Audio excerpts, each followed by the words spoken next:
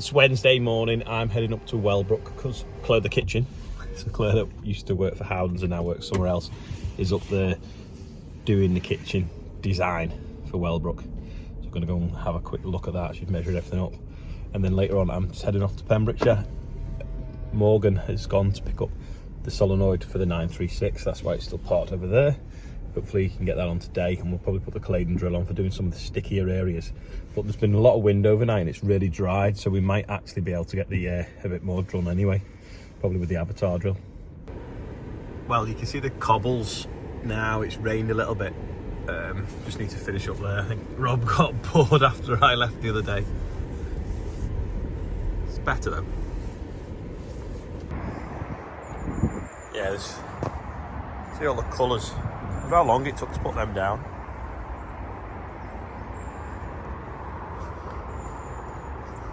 It's a bit more doing, doesn't it?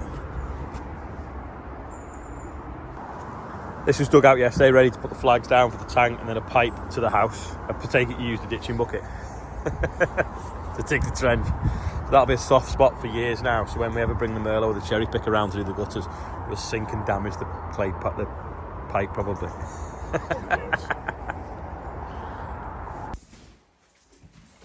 Big job broke out today. These doorways now have been blocked up, so there's just one now into the kitchen and the diner. Yeah, I'm bored already talking about doors and handles and stuff, so I think I'm going to go and get stuff ready and head to Pembrokeshire. Just stopped here. I reckon that field will drill today as long as the rain stays off. I'll be another 20 acres in, hopefully. Obviously the drill's still on from the other day. Morgan's just checking the calibration because we're on a different variety of seed now, and then he's off drilling that one that I looked at before. Arrived in Pembrokeshire at Tom's farm. So Tom never used to have any fence. He was a massy man and a case man. There's a fence there. There's a fence in the shed there, and then there's a 939 on the front of his drill. There's a 720. Looks like he's polished it just for me coming. It's good, isn't it?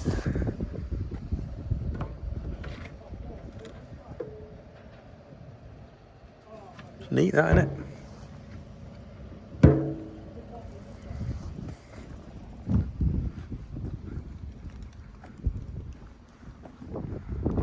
This will be the same as ours, a Gen 6. Yeah. Another toolbox there as well.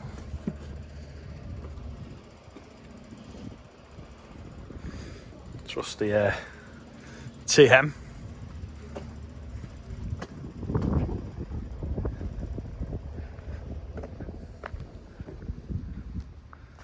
Looks a big bucket. That looks bigger than our chip bucket.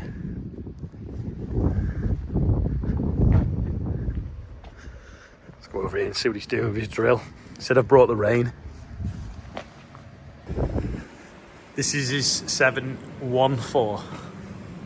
We had a 718 and a 716, but I don't remember having that toolbox there. It's because it's a non-TMS, isn't it? It's a COM one.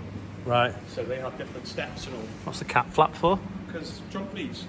Oh yeah. Fent engineering, but Ours never had that. They haven't changed much the back end, have they? No, it's quite an early one, see? 51. It's like 22 years old now then. Yeah. Nearly 24. It's like a Golf. Yeah, you see a TMS has the buttons there. It's like they knew they were going to put TMS on them, innit? Yeah, because I think the 9 Series did, didn't they?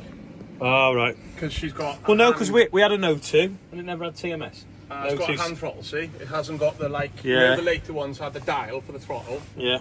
This one's got a normal hand throttle. That was the original joystick. Yeah, no, we had a 926, I think. It's full sale, by the way. Is it? How much? Yeah. Oh, I don't know. Come talk to me. Yeah, we had a 926 and that was non-TMS, so we didn't have the buttons here. This hasn't got front link. Yeah, it has got front linkage, but you can have a controlled front linkage that had a dial, whereas this is on a spool. The front window opens as well, like the Corvus. Tom's dad has got some special cars, so we're going to go and have a quick look at them. Let's stand next to that for scale. That is a 7 brake horsepower Austin engine from a 1931 Austin 7 on a 3-speed gearbox. So the engine and gearbox you can probably pick up with one hand. Yeah, Dad always tells the story that about how much traffic's increased on the motorway because he was going over the Severn Bridge once in one of his Austin 7s and he felt the flywheel had come loose and it was vibrating. So he pulled onto the hard shoulder, took the engine out, tightened the flywheel up and put it back in the car and drove on. Like he always says, you'd never do that now in today's traffic. No. And is that the chassis of one? Yeah, this is the first Austin 7 he ever bought, which his father bought for him. A bit of a special one really, because his father passed away not long after he bought this one.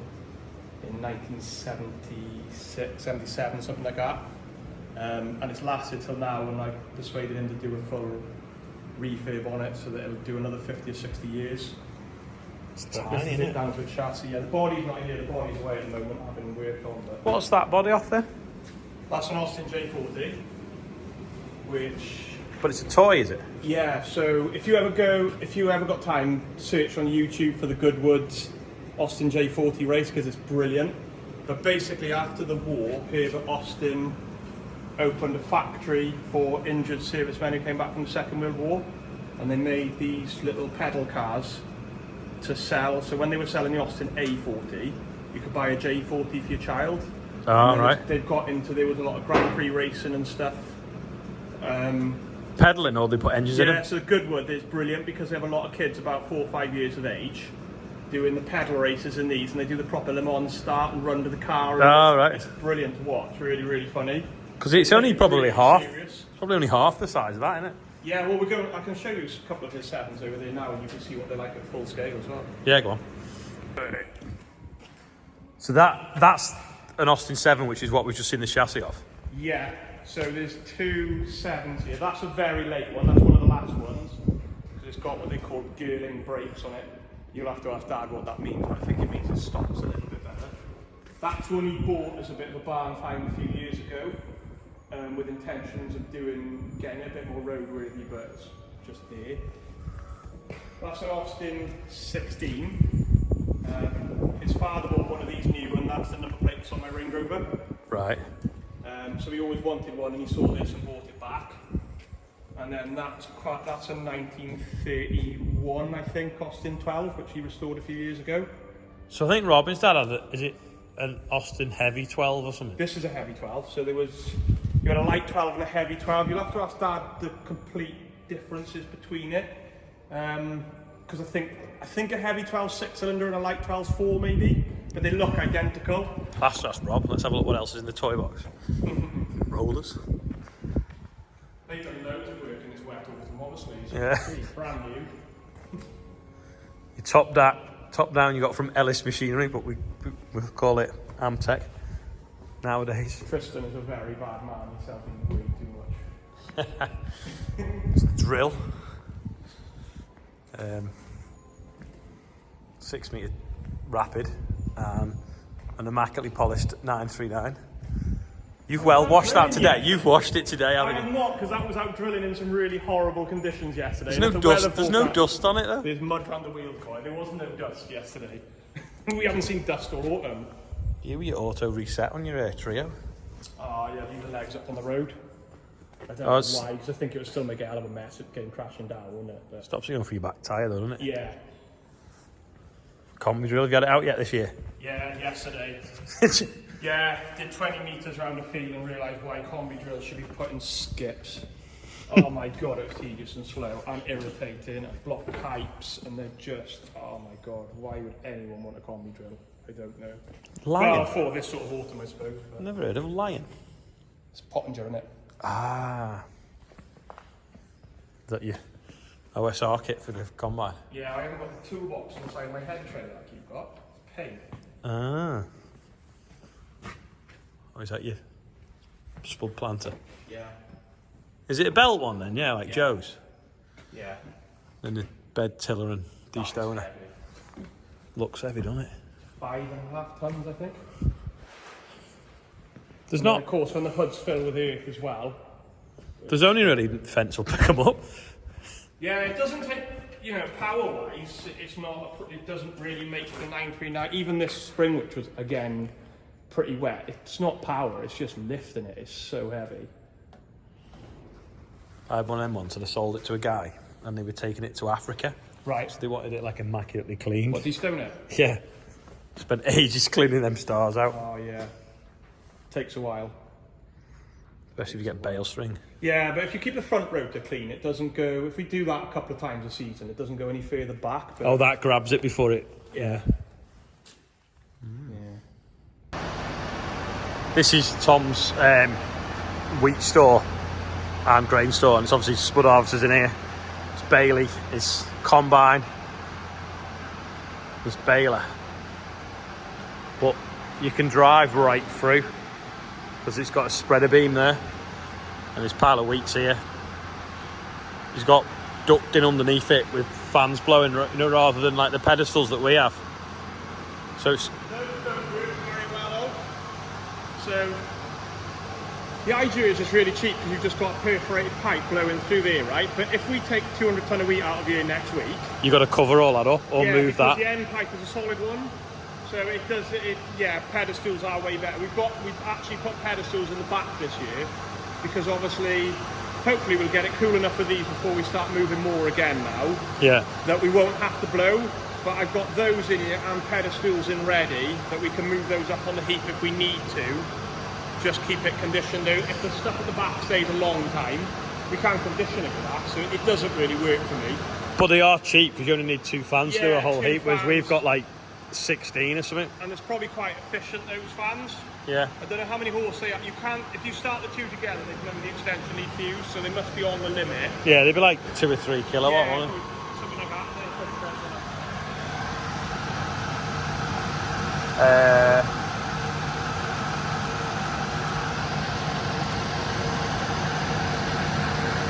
Kilowatt, 1.5, yeah, so 3 between them, yeah. And I need to, I was saying to James about it, you know, I need to order up some of those temperature differential things. Oh, to turn them on and off, yeah, yeah. They've just been running constant since harvest, but it is actually starting to cool now. Well, the nice thing is, I went in our shed the other day and it was quite warm in there. I opened the door, it got a cool breeze coming and they all turned on, and I was like, oh, they're working. Nice. Let's have a look at your baler. That doesn't look like it's got standard wheels on it. Yeah, I think they're not as big as the last one I had. They're not as big as the 2200 I had. No, they... And it's not steering axle. I didn't realise that you can have a twin axle without steering axle, so it doesn't follow near as nice as the 2200 I had. Well, ours isn't a steering axle, but it's got... I put oversized wheels on it, but they're smaller than the one that we had before it, I think. Right. Is that your header? I don't know how you fit that down the road, because I've just seen the road as it come down. All cleaned off, ready? Yeah, it's cleaned off. Accessing the cats. Got a bag of cat food on sibs, and then they come in over the front and over the back, stop the mice. Oh, so you feed the cats on the combine? It's a good idea. It's clean, isn't it? If you clean that as well. Yeah, as you can tell, Tom's got OCD. And too much time on his hands. Problem with carting with a 939, isn't it? That's only 12 months, and it's all stone chipped. I need to get those sort of stupid mud flat things for the 939. Yeah. That and the 939 is awesome to move in wheat because it's so powerful, like such a big load, such a powerful tractor, 65k, it's like having a lorry in it. Yeah. Obviously we only do 40k. On private roads. Yeah. Surprised that's allowed, isn't it? Because it's dropping soil. It's not been washed yet. We thought we might have to go and do some digging for somebody, but I think Eros is going to do it for us, so... Right. It hasn't been washed off yet. This is Tom's drying floor. He's drying some wood chip on it, so it's different to ours. It's concrete with vents every so often, and then the air tunnel, so you can turn these different vents on and off to control where you want the air to go through the pile. So if you've only filled it to there, that one won't be on, but the next one along will be, and the rest going back. Ours, we can only put it on in 6 metre sections, whereas this you can kind of control it in every, I don't know, maybe 4 foot perhaps. Smells nice, that. Just, you know, my OCD might end up with a green and red sprayer if someone will actually sell us one. In a Bateman. What's wrong with all of these dealers? It's like they just like having stock. What happened there? James got put fuel hat on the other day. Big James. How many metre is it? 36? 6, yeah. It's got a drawbar on the back, yeah. Yeah. I've never used it, but yeah. It's got a little like 50mm ball on it. It's massive, isn't it? Big bus, yeah. But it travels really, really well. I suppose it will on tall wheels, won't it?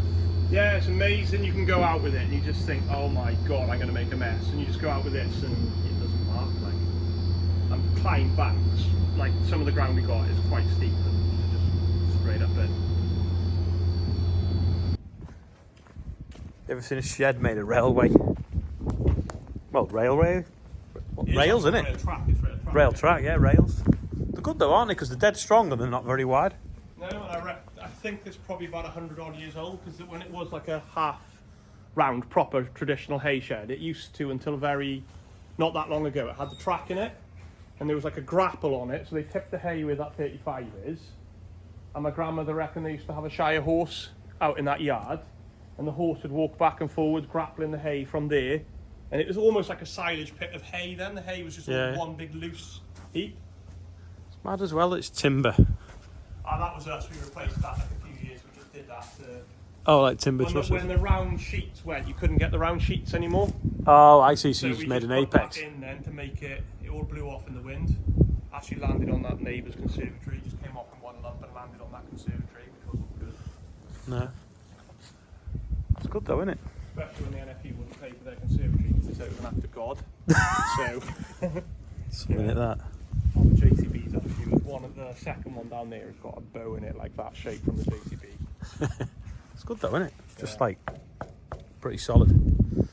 I noticed this last time I was in Wales, because you don't see it near us. You do on other bits of the country, but these pillars and these roofs are concrete. The actual uprights, the apexes and the trusses. You don't see that at all near us. A lot of them with timber because they come out of the boats, out of the docks. So you had timber pillars and timber purlins, and then obviously everything went steel. But yeah, Tom's got concrete, steel, and railway. I think this was the first shed that, like, of this style that my grandfather built. I think that's how this went up in like late 50s, early 60s, and it's never had any maintenance. The roof is original. These are like concrete sheds are totally maintenance free. Yeah, well it will be, won't it? Yeah. Yeah. So it never moves either. No. There's a crack in that sheet there, that's about it. Oh yeah. And that was caused by human error, by the looks of it, wasn't it? Yeah. But no, it's mad how they just kind of like butt together up there and bolted up and last forever. Don't need to paint them either, do you? So it's very important to have your health and safety policy displayed on the wall, so that's what Tom's got in his workshop. That is what Tom used to put on his loader, so he could put cone and pin on his loader, but he doesn't need it anymore because he doesn't have a loader. So if anyone is interested, get in touch because he's going to sell it. So it's Euro 8, is it, or something? It does either of the quickie. I can't remember. There's one that shape, and then there's one straight down. Yeah. Either of those will fit on there, and then you just put the pipes past the third service, and you've got hydraulic pins. And then if you actually want to use the third service, so say you put bail grab on the pin and cone, you put it on, and then I just used to put those on the. Just used to bend those over the top there, and then put your silage grab fast of the actual third service. Yeah, so we're selling it if anyone's interested. Yeah. This is Tom's wheat. It's had 6 inches of rain since it was drilled, but it's walking quite dry. What variety is it? This is Graham.